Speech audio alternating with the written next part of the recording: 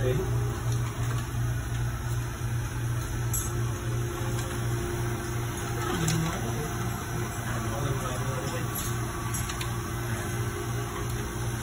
So, dahil may problema yung unit kanina, tinitigan natin. So, dapat talaga, pag na-encounter nyo na may problema yung unit na wala dati, bago nyo galawin, inform nyo muna yung ano, manager or sino man sa store. Sabihin, touch move tayo. So, gumagana yung dati ginalaw nyo na, sira. So, yun, standard. Kung napansin nyo may problema, punutin yan. So, gagawin natin para tayo ay makapag-scale ng ating evaporator. Ito kasi evaporator niya. So, dito na build up ng scale kasi depende sa water quality. Pag mataas yung solid content, mabilis ang scale build up. Ang problema natin, hindi natin papatay ito, walang bulb. Gagawin natin dito, magiging tantuhin pati. Huh? No? So isa rin yan sa factor kung bakit namamatay si unit pag mainit ang tubig.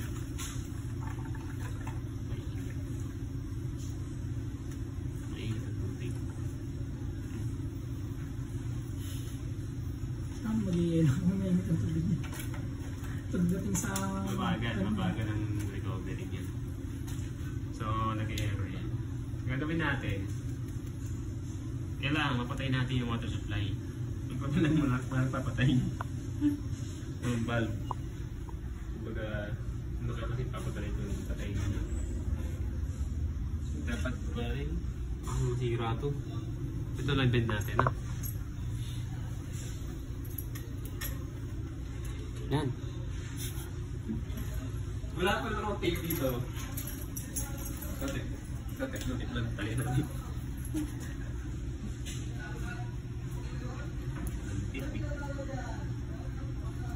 Makabili nga yung maraming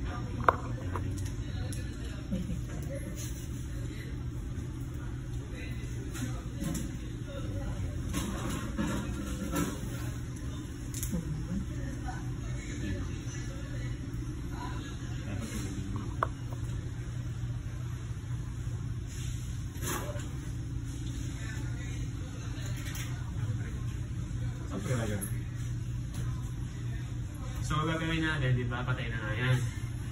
Ito.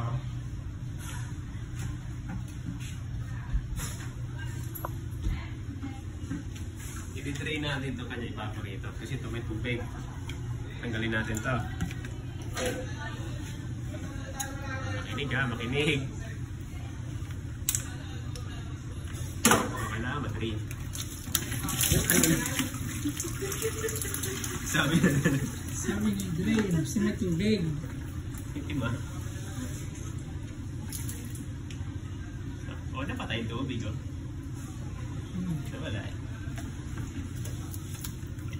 So, ayun na nga. So, ayun na nga. Nabasa ako.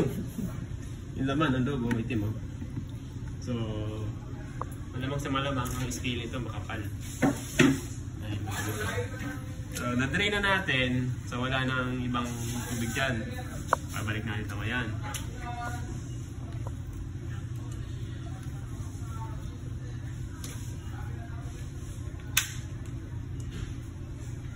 Okay. So, na-drain na.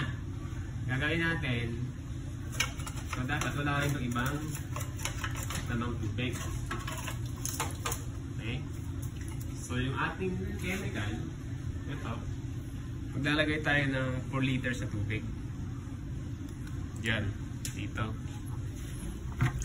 Para dito natin lalagyan. Pag nilagay natin dito, pupunta dito ngayon. Anong tubig dapat gagamitin? Warm water.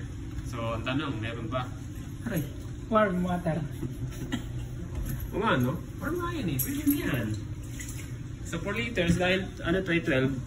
So, tantiameter tayo. Kung tabagan doon, kasi medyo palit dito eh. Mga dito yan.